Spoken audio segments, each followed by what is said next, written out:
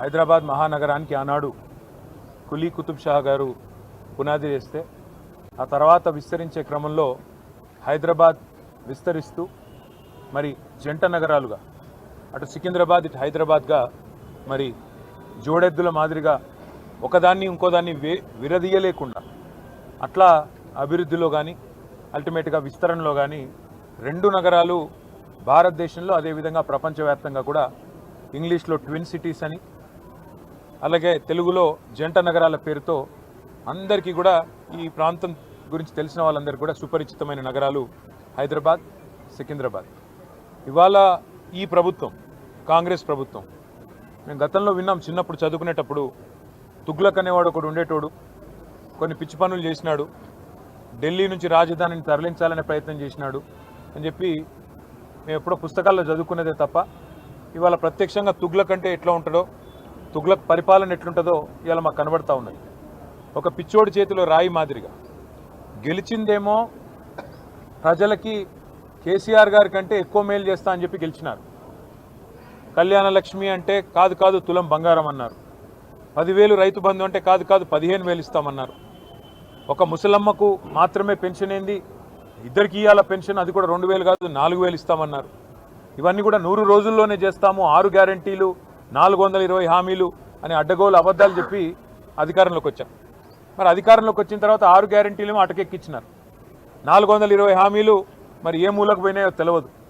కానీ ఇవాళ చేస్తున్నది ఏంది, మొట్టమొదటి పని టీఎస్ను టీజీ అన్నారు, అది జరిగింది. దానివల్ల ఏ జీవితం మారిందో, ఎవరికి ఆనందం కలిగిందో, ఏ పేదవాడికి లాభం కలిగిందో ఇప్పటివరకు తెలియదు.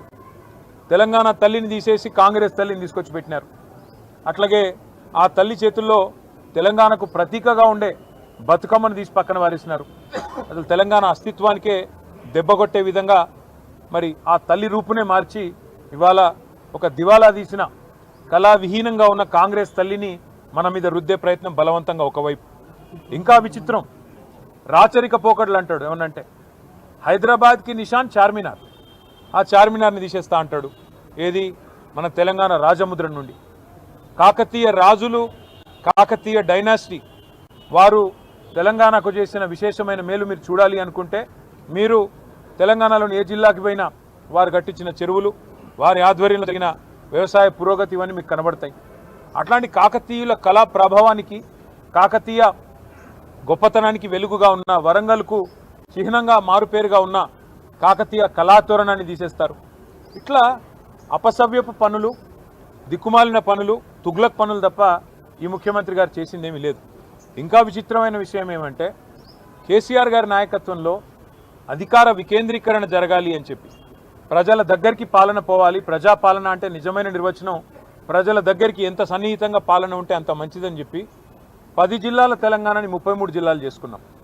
కొత్త రెవెన్యూ డివిజన్లు ఏర్పాటు చేసుకున్నాం, కొత్త మున్సిపాలిటీలు, కొత్త మండల కేంద్రాలు, అట్లాగే తాండాలు గ్రామ పంచాయతీలుగా అట్లా కేసీఆర్ గారి నాయకత్వంలో ప్రజల దగ్గరికి పరిపాలన తీసుకొని పోయే ప్రయత్నం చేసినాం. హైదరాబాద్ మహానగరంలో కూడా గతంలో 24 సర్కిల్ ఉంటే గ్రేటర్ హైదరాబాద్ మున్సిపల్ కార్పొరేషన్లో 30 సర్కిళ్లకు పెంచుకున్నాం. గతంలో 4 జోన్లుంటే 6 జోన్లు చేసుకున్నాం. ప్రతి జోనల్ కమిషనర్కి, ప్రతి డెప్యూటీ కమిషనర్కి శాంక్షన్ లిమిట్స్ పెంచుకున్నాం. అంటే ఇవన్నీ చేసుకున్నాం, కానీ హైదరాబాద్ అస్తిత్వాన్ని మాత్రం మేము ముట్టుకోలేదు, హైదరాబాద్ అస్తిత్వాన్ని దెబ్బతీసే ప్రయత్నం చేయలేదు. ఎందుకంటే హైదరాబాద్ అనేది ఒక హైదరాబాద్ ప్రజలకు సంబంధించి కాదు, తెలంగాణ ప్రజలందరికీ గర్వకారణమైన ఒక ఐడెంటిటీ హైదరాబాద్, సికింద్రాబాద్ జంట నగరాలు అంటే మనం చిన్నప్పటి నుంచి వింటున్న మాట. అట్లాంటిది ఇవాళ ఈ తుగ్లక్ ముఖ్యమంత్రి ఆయన తీసుకున్న ఒక నిర్ణయం వల్ల సికింద్రాబాద్కు ఒక ఐడెంటిటీ అనేది లేకుండా, ఒక అస్తిత్వం అనేది లేకుండా సికింద్రాబాద్ని శాశ్వతంగా చరిత్ర పుటలకి మరి పరిమితం చేసే విధంగా ఈ ముఖ్యమంత్రి, ఈ ప్రభుత్వం తీసుకున్న ఒక నిర్ణయాన్ని వ్యతిరేకిస్తూ, ఒక రాజకీయ పార్టీ కాదు, సికింద్రాబాద్లోని అన్ని వర్గాల ప్రజలు ఒకటై, దానిలో అక్కడ ఉన్న ప్రజాప్రతినిధులంతా మా వాళ్ళు. సికింద్రాబాద్ ఎమ్మెల్యేగా పద్మారావు గారు ఉన్నారు, సనత్ నగర్కి శ్రీనివాస్ యాదవ్ గారు ఉన్నారు, అట్లాగే మరి మా నాయకులందరూ ఎమ్మెల్యేలు, ఎమ్మెల్సీలు ఉన్నారు. వారందరినీ కూడా వారు ఆహ్వానించారు. సికింద్రాబాద్కు సంబంధించిన పుర ప్రముఖులు, సికింద్రాబాద్కు సంబంధించిన మరి సికింద్రాబాద్ ప్రేమికులు వారు ఆహ్వానించి సికింద్రాబాద్ అస్తిత్వాన్ని మరి ఇక్కడ పుట్టిన బిడ్డలుగా మరి మీరు కదా కాపాడాలి, ఈ ప్రభుత్వం తుగ్లక్ పనులు చేస్తుంటే మీరేం చెయ్యరా అని వారు మీటింగ్లు పెట్టి పిలిస్తే మేము మా పార్టీగా పోయి చెప్పినాము. ఏం చెప్పాము? ఈ జంట నగరాలు జోడెద్దులు, ఈ జంట నగరాలకు స్పెషల్ ఐడెంటిటీ ఉన్నది. లష్కర్ అంటారు, పట్నం అంటారు. ఇట్లాంటి అస్తిత్వాన్ని దెబ్బతీయకండి, అనవసరంగా తుగ్లక్ పనులు చేయకండి. మీకు అధికారం ఇచ్చింది 6 గ్యారంటీలు అమలు చేయమని, మీకు అధికారం ఇచ్చింది 420 హామీలు ఏవైతే మీరు చెప్పారో అమలు చేయమని, మీకు అధికారం ఇచ్చింది బీసీలకు 1,00,000 కోట్లు పెడతామని మీరు చెప్తే దాన్ని నమ్మించినారు. మీకు అధికారం ఇచ్చింది ఎస్సీలకు ఎస్టీలకు కేసీఆర్ గారు 10 లక్షలు ఇస్తున్నాడు దళిత బంధు, నేను 12 లక్షలు ఇస్తానంటే నమ్మి మీకు ఇచ్చారు. మరి 2 ఏళ్ళు అయింది. హైదరాబాదు, సికింద్రాబాదు ఈ జంట నగరాల్లో ఒక ఇల్లు కట్టినావా? కనీసం ఒక ఇటుక పెట్టినావా? ఈ 2 ఏళ్లలో ఒక్క ఇల్లు కనీసం 2 ఏళ్ళు అయిపోయింది, చేయలేదు, మంజూరు చేయలేదు. ఒక్క కొత్త రోడ్ వేసినావా? ఒక్క కొత్త ఫ్లైఓవర్ కట్టినావా? ఏదీ లేదు. ఉన్నాయి కూలగొట్టుడు తప్ప కట్టిందైతే ఏం లేదు. ఆ కూలగొట్టే క్రమంలో విధ్వంసం మాత్రమే తెలిసిన ఈ ముఖ్యమంత్రి ఇవాళ సికింద్రాబాద్ అనే పదాన్నే లేకుండా విధ్వంసం చేసే ఆలోచన చేస్తుంటే దాన్ని ప్రతిఘటిస్తూ ఇవాళ సికింద్రాబాద్ పెద్దలందరూ కలిసి ఒక శాంతి ర్యాలీ అని పెట్టుకున్నారు.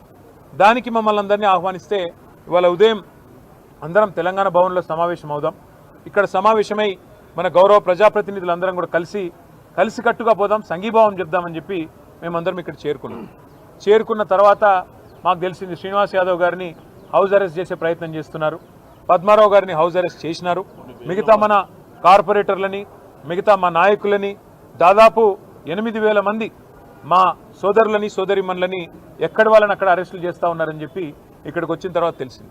అందుకే నేను తుగ్లక్ ముఖ్యమంత్రి గారికి చెప్పేది ఒకటే, మీ అధికారం అపరిమితమని మీరు అనుకుంటున్నారు.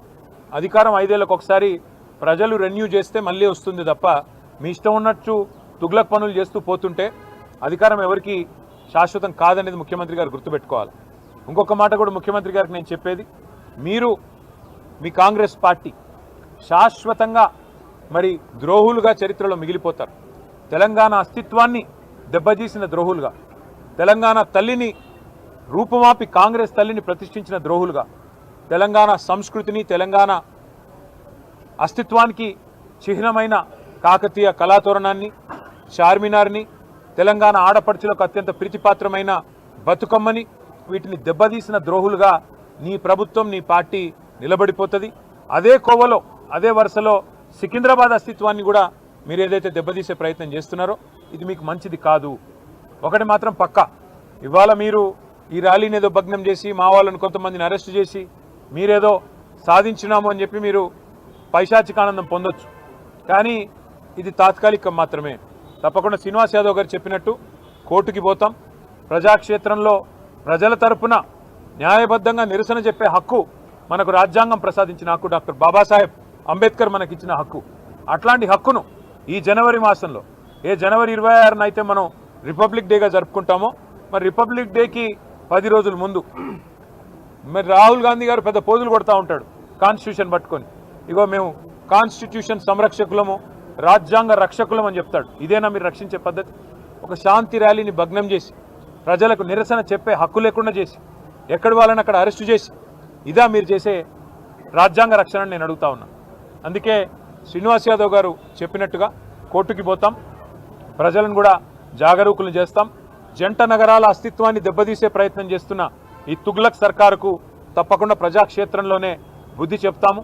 అట్లాగే నాకైతే సంపూర్ణమైన విశ్వాసం ఉంది, తప్పకుండా మళ్ళీ కేసీఆర్ గారి నాయకత్వంలో మా పార్టీ తిరిగి ప్రజల దీవెనలతో, తప్పకుండా ప్రజల ఆశీర్వాదంతో అధికారంలోకి వస్తుంది. గతంలో మేము రాజశేఖర రెడ్డి గారి ప్రభుత్వం ఎంసీహెచ్ను జిహెచ్ఎంసీ చేస్తే మేమేం వ్యతిరేకించలేదు. ఎందుకంటే హైదరాబాద్ అస్తిత్వాన్ని ఆయన ముట్టుకోలేదు. కానీ ఇవాళ ఈ ముఖ్యమంత్రి హైదరాబాద్ అస్తిత్వాన్ని దెబ్బతీసి జంట నగరాలుగా కాకుండా ఏదో 4th సిటీ అంట, ఫ్యూచర్ సిటీ అంట. ఫ్యూచరే లేని ముఖ్యమంత్రి ఫ్యూచర్ సిటీ కడతానంటే ఎవరు నమ్ముతాడు?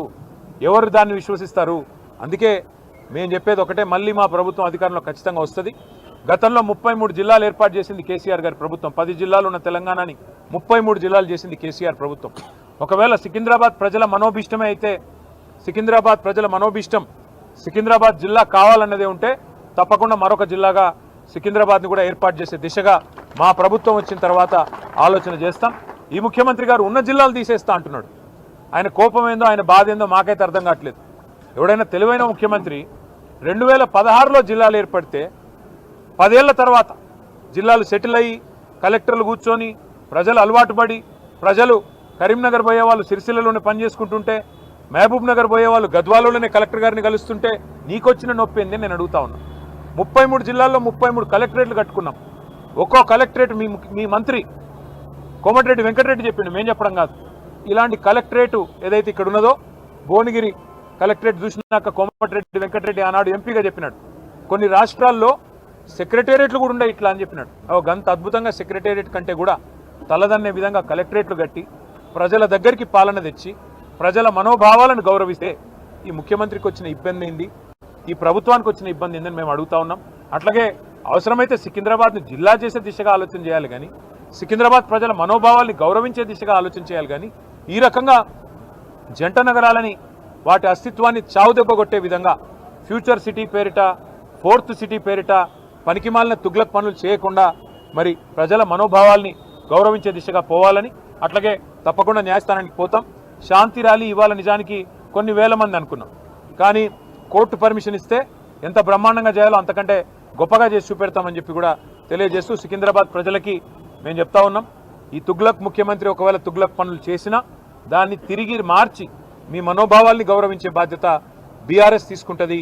మీరు తప్పకుండా కేసీఆర్ గారి నాయకత్వంలో మీ మనోభావాల్ని వారికి కూడా నివేదించి తప్పకుండా మీ ఆలోచనని గౌరవించే విధంగా ముందుకు పోతామని చెప్పి తెలియజేస్తూ ఈరోజు మరి అరెస్ట్ అయిన వారందరినీ కూడా బేషరతుగా, ఎందుకంటే మేము మరి వారికి అనవసరంగా ఇన్కన్వీనియన్స్ కాజ్ చేయాలని మేము కూడా అనుకోవట్లేదు, అరెస్ట్ అయిన వారిని బేషరతుగా విడుదల చేయాలని చెప్పి కూడా మేము పోలీసు వారికి కూడా డిమాండ్ చేస్తూ మరి ఇట్లాంటి తుగ్లక్ పనులు మానుకోవాలని ముఖ్యమంత్రి రేవంత్ రెడ్డి గారిని కూడా మరొకసారి హెచ్చరిస్తూ మీ అందరికి కూడా మీడియాకు కూడా థ్యాంక్స్. పోరాడుదాం సికింద్రాబాద్ అస్తిత్వ పరిరక్షణ కోసం.